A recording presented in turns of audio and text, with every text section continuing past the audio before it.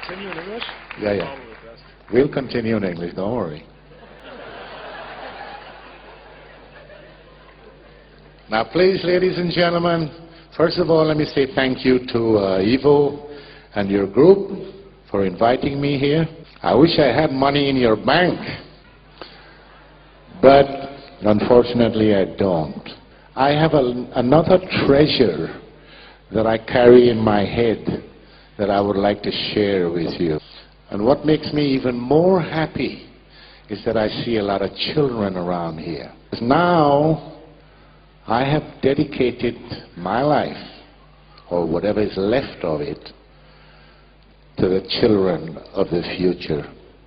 Because I have spent 35 years of my life working in an industry, the pharmaceutical industry, and they do nothing but annihilate the population of this world.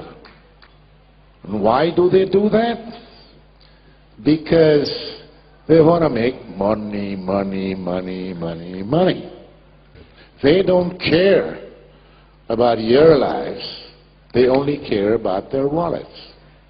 Now, whatever I tell you here today is not something that I dreamed about or observed somewhere. It's something that I have done myself. I have been just as criminal as they are. My hands are just as dirty as these people. Now, all of you sitting here, answer me a question. When you go to the doctor, he looks at you, stethoscope, laboratory tests, machine tests, this word. Those tests, by the way, is to make money. Then he tells you you're sick. Here's a prescription. Go to the pharmacy and take this medicine, 1 tablet 3 times a day. What do? Tell me. They don't throw it away. All of you here, you go to the pharmacy and you get your medicine and you take it, like the good citizen. But when you go to the car company to buy a car, you ask the salesman questions. If you don't get what you want, you don't buy the car. So why don't you ask the doctor, what is it he's giving you? The reason I'm telling you this is because only you have the power to stop these criminals with what they're doing in the pharma industry. Because you are not sick people. You are consumers. You are consumers. And the pharma industry makes money because they tell everybody that you are sick. Now, you can ask me the question, why have you been doing this then? There are several reasons, and I'm not making any excuses. I was a bad boy. I was colored. I was young. I'm still colored. I got scared last night when the good doctor over here told me I look a little pale. I said, Jesus. Yeah, but she fixed it. It's okay. Well, at least up till now, it's coming. Anyway, the reason was that I was young. I was a colored man in the white world. I had to survive. The pharma industry gave me a good job. And I felt that I was in medicine because that's what I studied. So I started as a salesman. As a salesman. So I had a good salary. I had the car, the expense account. And as I moved up in my career, where I eventually became a director for a company in Sweden, the affiliate company of one of the largest and most evil pharma corporations in the world, Eli Lilly and Company. You may have heard of them. They're evil. And I can say that because I was part of the evil. So in those days, the money, I've been around the world, You ask me all the top hotels in the world. You ask me about all the big airports in the world, gourmet restaurants. I had a golden key to the wine cellar of the Opera Cellar in Stockholm, Sweden. The Opera Cellar is where the Nobel people have dinner. I mean, you can go in that restaurant. The Princess Christina was sitting next to me at another table the other one time. So all of this was offered to me on a plate. So, just like Eva gave Adam the apple, I had an apple too. Anyway, to make a long story short, I had a career. I did a lot of bad things. Sure. They fired me.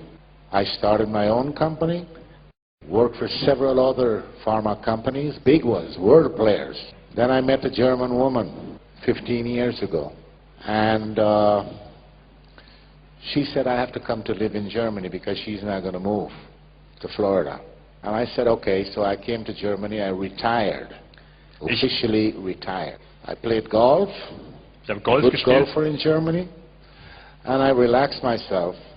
Then I had a heart attack. Then I had a second heart attack. And now I can't get no heart attack anymore. Because I have a titanium battery right here. So I can drop here today and my heart would still beat. That's just a joke. Anyway, no, it's not a joke. I have a pacemaker, but I mean the whole... Anyway, somebody, the power, I don't know, some people say God, some people say Jesus, some people say this. I call it the power. The almighty power blessed me and my wife with a child. I was 62 years old. This child is now 4.5. Now, when this child was born, he went to the pediatrician after the 6 months to a year. They make a checkup. The doctor checked the boy and said, yeah, he's healthy, he's fine.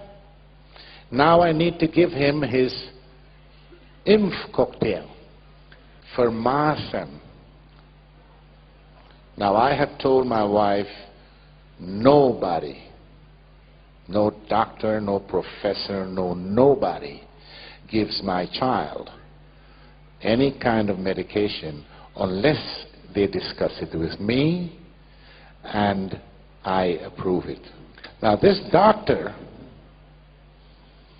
well, apart from being lucky that I wasn't there, she threw my wife and child out of the clinic and said, we only treat vaccinated children. When my wife came home and told me that, I considered how lucky this woman was, because if I were there, believe me, I would have strangled her. How dare she refuse to have my child come to this clinic and she's practicing as a doctor? What happened to the Hippocrates, the oath of Hippocrates? When you become a doctor, you swear the oath. Primum non nocere. The patient comes first. That made me mad. So I researched this lady, and I found that she was sitting in a committee, or on a committee, with a politician and members of the pharma company that made the vaccine. And they're propagating to the government in Germany to introduce mandatory vaccination. So I started to do some research on what's going on in Germany in the medical business. I've never worked there. I only lived there. I got my pension from Sweden, by the way. I don't get anything from the German state or anybody. I found out also that general practitioners, just like this woman and other doctors, were prescribing psychotropic drugs to children. Shortly after that, I read in an article that was posted from the European Medical Association that they were going to approve the drug Prozac to give to children. Es heißt Fluktin in Schweiz, in Deutschland. They were already prescribing another one called Ritalin. Now, I started to see red, and all the memories from the first day I joined the company as a salesman, it all started to come back. And I started seeing shadows at night. People dying from taking medication that was legalized because I had bribed the Swedish government to get the Sulasung for Prozac in Sweden. Now, can you imagine that? Sweden is reputedly one of the cleanest, most transparent countries in the world. They have the Nobel Prize of Medicine. And what I didn't think of at the time, the Americans, my friends were talking about them. Sorry, Jim. They love the prestige of the Nobel Prize. That is why it was important for them to get the registration of Prozac in Sweden. That was one of the major things that I did, because the company told me, your career may depend on it. Now, I can't go through all the items of corruption I've been involved in. It's too many. I'll have to spend a couple of weeks here. But you can read about it in my book that's selling over there. It's called Nebenwirkung Tod. It's in German, and the English version last week is now as an e-book for any of you who might be interested in that. Now, as my colleague Rima was referring to earlier in her speech, what is the pharma industry doing to us? They're the most powerful industry in the world. They sleep in the same bed with governments. They use corruption to get what they want. Corruption involves money. Cool. They have lots and lots and lots of money, and that is how they make their money. Now, they also kill more people than the wars we have in the world. But long term, they punish you and then they kill you. And that has to stop. We need, according to the way things are today, we need the pharma industry because there are some good things out there. Sorry, Rima, I might be contradicting everything you said, but there are some things there that is good, but most of it is rubbish. They're not interested in curing any disease you may have. They're more interested in making you get diseases. They're interested in symptomatic treatment. They want patients who are diabetics, cardiology patients, Parkinson's disease, rheumatoid arthritis, arthrosis, because you live a long time and the drugs that you have to take, you take that for the rest of your life. So let me ask you the question. Is there anybody in here that can tell me when was the last time you heard or read that a pharma company has come with something that cures a disease? Beantworten Sie I mir give you folgendes. €100 right now if you tell me. They don't cure anything, they make you sick. Now, this company that I talked about, the Eli Lilly and Company, remember that name. They have been doing this for years and years and years. 3 weeks ago, I received a mail. I get alerts on whatever is happening in the industry from various places. Eli Lilly and Company was fined Strafgeld by the Justice Department in Pennsylvania, in America, $1.4 miljarden dollar for one product that I have written about in this book 2 years ago. That product was used to treat, it was a neuroleptic, a psychodrug that was approved to be used on schizophrenics. So this company wasn't satisfied with that. They went and sold the drug to old people's home because they say it wouldn't cost so much to be there in this home because you give them this pill and the old people will sleep. So the workers wouldn't have any problems at night. But what they didn't figure on was that this drug had the side effects, which, by the way, before it came out, they had hidden under the table. The side effects, a lot of people died of heart failure, kidney problems and whatever. And then there was some speculation going on because the patients that received this drug, it's called Zyprexa, the patients that received this drug also got diabetes. And who is the largest diabetes medication producer in the world? Eli Lilly and Company. So, speculating.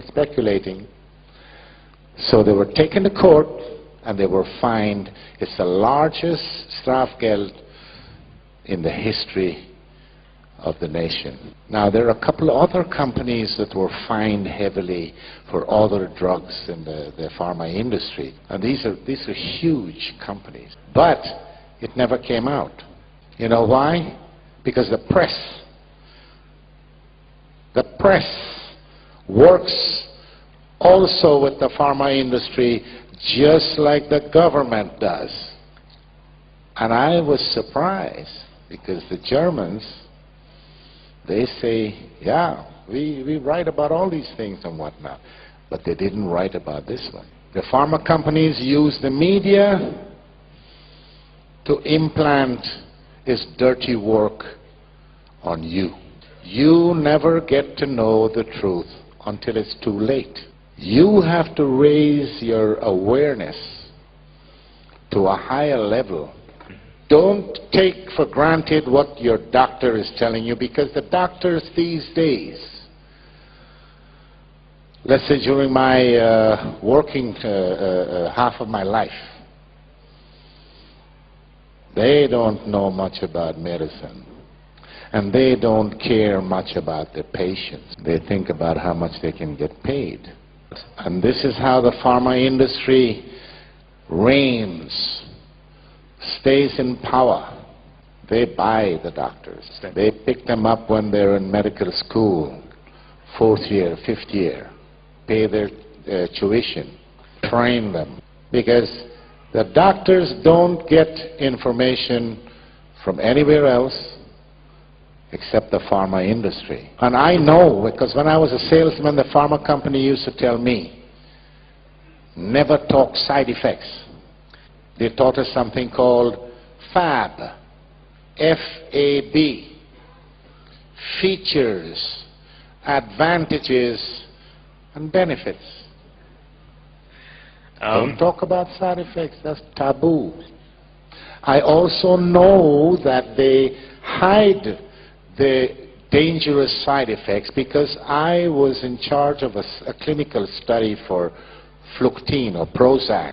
When the doctors came rushing into my office one day because we were running a small trial in one of the largest hospitals in Stockholm.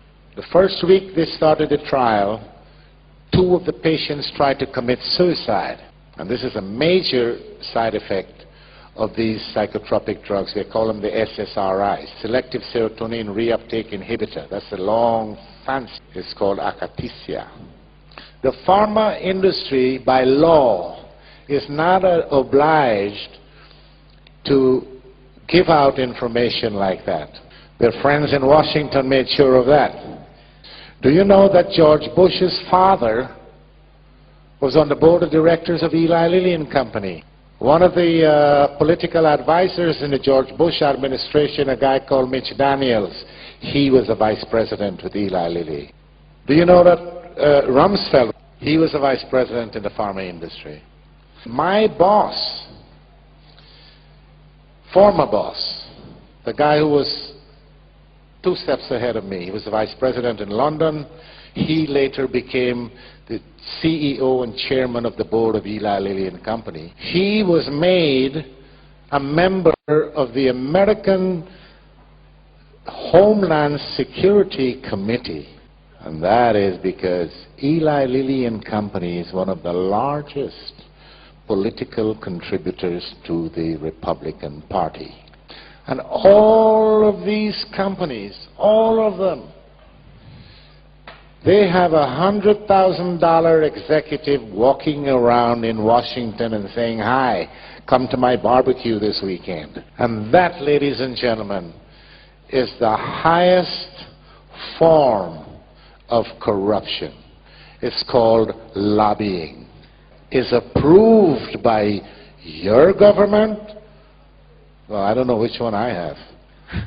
All of them the same. So who are we dealing with?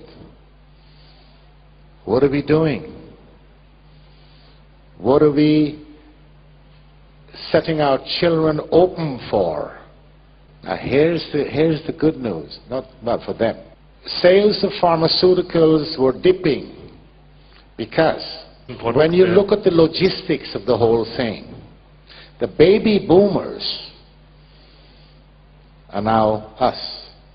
Well, Die Leute, die man früher die not Baby... all, but yeah. Now we, the baby boomers, have gone into the long-term treatment.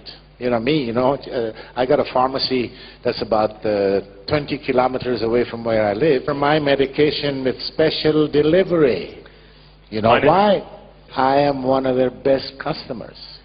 Now the baby boomers are going to die out in a while. Then the pharma companies have to find a new consumer. That is why they have turned their attention to the children. Have you guys heard of ADHS or ADHD? Yeah? Do you know what it is? What is it? Oh yeah?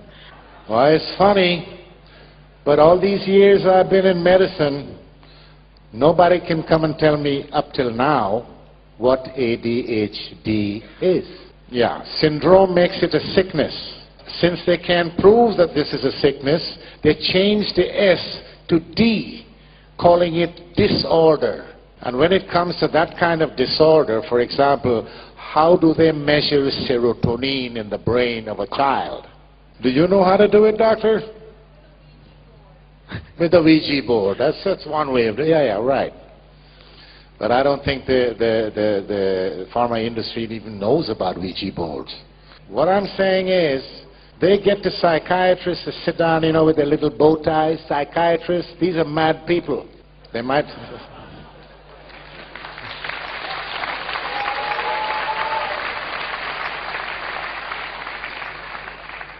They sit every year, a few of them selected from around the world, and they sit in a room and they make up what they call the Bible for psychiatry, the DSM.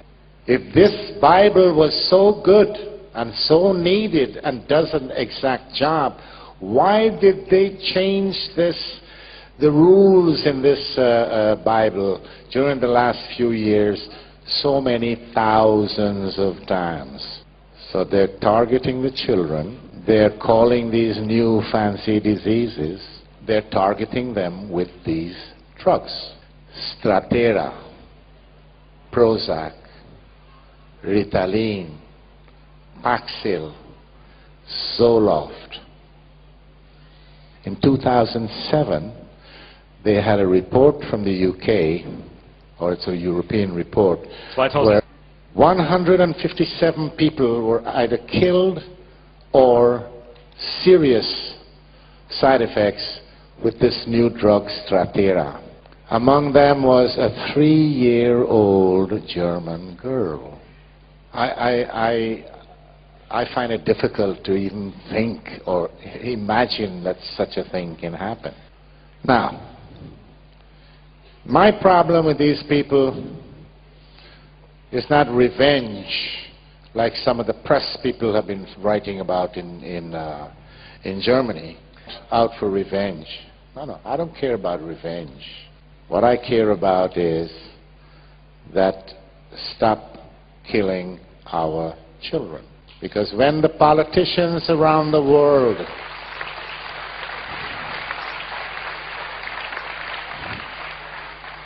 when the politicians and all the other idiots, like the psychiatrists, for example, they talk about we have to save the world, the environment, the gases, the green, everything else. All these people with the power in their hands to do something is not doing a goddamn thing. They still try to manipulate. And now they've fixed their eyes on the kids. I don't know about you guys in here, but that's not going to happen to my kid. Never, never. The other thing that is very, very significant, when Volvo or Mercedes or Audi, they bring a series of cars on the market, and something went wrong. The computer system maybe doesn't function well, the brake system, something. What do? They bring them all in. They fix the problem, and then they go back and sell it. When a pharmaceutical company brings a drug that's killing people, what happens? The stupid politicians and the authorities, they say, okay, why don't you guys go back and take a look and see what is it that's wrong, and see if you can fix the problem and still sell the drug. These companies still keep on selling the drugs. And I'm not talking about miljarden pro jaar. That's a lot of money. Now the company I worked for, this Lilly, they said to me, and all my comrades and workers, oh, we work for the betterment of the human race. We work towards getting their wallets empty. But they claim that they give $1 million a day to research. That's $365 million a year. Now, I have been with them, that company, I was with them for 10 years. So you take 365 and multiply it by 10, that's over $3 billion. And they couldn't even bring out a better aspirin than they have. So, they're bringing SSRIs. They are called SSRIs. When they told me that this new group of drugs was coming, they said, if we give it away, we will make money. That's how cheap it is to make. And Prozac, the drug that I bribed the Swedish government with to register, is the first ever blockbuster of the pharmaceutical industry. That is $1 billion a year. I have a lot more, but right now, fortunately for me, that has become my insurance. Plus, I have to save a little bit for my next book. It's all coming. Hopefully, the book will be finished by the end of this year, early next year. In the meantime, I will continue to speak wherever I'm invited, because I can write 100 books. If my message doesn't get to the people, to the consumers, nothing is going to happen. We have to get out of the grip of these people. Public outcry. Public outcry brought the Berlin Wall down. Public outcry can clean the pharma industry. Just get some control. Put some transparency into the business. And when your politicians stop filling their pockets and start to do something, that's difficult. That's difficult to get politicians to do anything because they don't have anything to think with. And you journalists out there, maybe there are some journalists out there, and maybe there are good ones out there, but stop thinking of writing your articles that somebody's going to buy, or you're not going to get the Pulitzer Prize anyways. Start to write the truth. The truth is the only weapon. And I know, because people all around, at least all around where I have been during the last year, they're waking up. I have people call me in the middle of the night. I'm sorry, I can't, all I can do is stand on a stage or write. Hopefully you will understand and take the cloud away from your eyes. You start thinking for yourselves and don't let the pharma industry think for you. And here's a little tip to all you young people. We, the older ones, I'm gone already. I've had my life. I had a good life. I was a criminal in my job. I was a pop singer. I had 3 wives. 2 and I got 1 now. So that's 3, yeah, 3 wives. So, I mean, I have enjoyed all these things that are there for the offer. But listen to an old man. You young people, start to take care of yourselves. Take care of yourselves. Take care of your bodies. Don't fall for the junk that's out there. Stand up for what you believe is right for you. The reason you go to a doctor and the reason you go to the hospital is because you have not looked after yourselves. If you look after yourselves, you don't need to go. It's like the car. Tune up the auto. Use the right gas. Change the windshield wipers. Maintenance. If you do that, you don't need to see the mechanic. But if you don't maintain the car, then you have to go to the mechanic. It's not going to run properly. It's the same thing with your life. So, I am not going to get into more details about all of this. I've told you some of the important facets of the pharma industry, and you can believe it, you can take it to the bank, what I have said to you. You can do your research, and you will find that I have worked in every single department except production. All the other facets of the industry, I have worked in them. I know. So, ladies and gentlemen, it's been very nice meeting you people. I will now leave this speech open for questions. If you have any questions. There seems to be a contradiction between the 2 presentations. Codex Alimentarius wants to eliminate populations. So how does Big Pharma ensure future profits if Big Pharma is killing off the people? Big Pharma is not killing off the people. But that's what Madame Leibov said. That's the goal of Codex Alimentarius. Okay. Let me. What I have heard from her, and what I have thought about, is that she said that Codex Alimentarius, they make you sick with the food, right? Lima, let me ask you a question. Are you with any organization? Are you with Scientology or any of these? Not at all. No, not at all. No. Scientology came up to me out there. From no organization at all. No. I don't take any drugs, by the way. So we're getting, I just go to the homeopath. We're getting. Oh. Yeah. Do you believe in what you're getting from the homeopath? I think it works. I started only a year ago, I guess. Yeah. It works. It works. And you know, I agree with you in that the pharma industry is mostly here for making money, and I agree with your thing that they.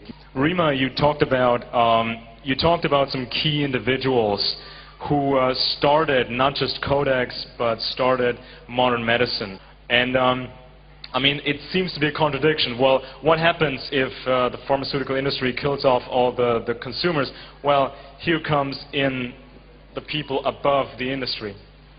It seems confusing and contradictory on the face of it. And I wanted to make two comments.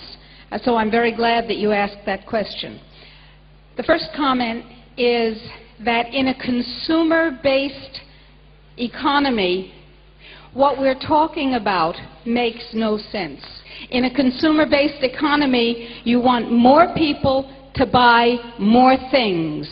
But you remember in my talk that I talked about the neo-feudalists. We are moving toward a new economy. You may notice that the economy that we've all grown up with and understand is in its death throes. And this is no accident. This is engineered, carefully engineered over a very long period of time. The new feudalism, which has been predicted for hundreds of years, needs three classes of people.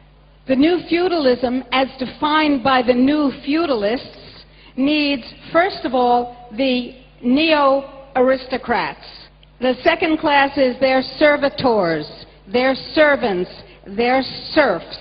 And the third class is their technicians. In their insane planning, that comprises about 10% of the world's current population. Now, if they have their way, and I have treated, as a physician, I have treated a reigning monarch who explained that this was the plan that she was raised with. She was not a young woman.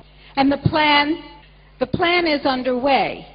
We have the power to stop it. I wanted to make one other point, and that was about what you were saying, John.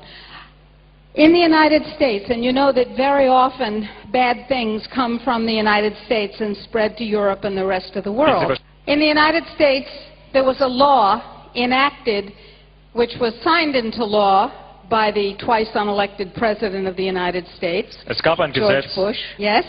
That law is called the New Freedoms Initiative. The New Freedoms Initiative, signed into law in November 2004, says the following.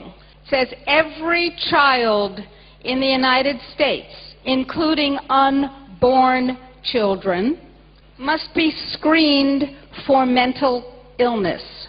This was a study done by the George Bush's Institute for Mental Health in Texas. That's right. Which was built by Eli Lilly and Company. I attended a meeting in 2007 in Berlin. I was invited there by the members of the Green Party, and I was supposed to say something, I don't know what. Started speaking, they cut me off because there was a group of psychiatrists begging the government for money to perform exactly what Rima just said. And that's why I'm telling you, but there's more. Step one, screen every child, including the unborn, by screening their mothers for mental illness. Two, let me just finish the steps. Okay. Step two, treat on a mandatory basis every child who is found to have, quote, God help us, mental illness, which means every child. And step three, screen and treat on a mandatory basis every single person who has any contact with children, because we have to protect the little dears. That means mothers, fathers, shopkeepers, school teachers, grandparents, neighbors. Thank you very much. Is that okay with your question? Ja, sehr wichtige Frage. It gets more scaring, and it gets to more relations than you ever thought. What you have to do, let me give you a little bit. You have to start thinking simple. You go into details that involves politics and politicians and people in power. You lose the goal. It's not easy to understand. It's not einfach for anybody. He said it's not easy to put yourself into that crazy elitist mindset, and it's hard to wrap your head around it. Thank God it's not easy. Gott sei Thank Dank. God Gott it sei doesn't Dank. make sense to us without Thank you, work. guys. Thank you for your question. Thank you for your answers. All right, good. Okay, vielen Dank für den unglaublichen Vortrag. Thank you very much, ladies and gentlemen. I hope I see you again. Ich hoffe. Oh, don't forget, the book is on sale over there.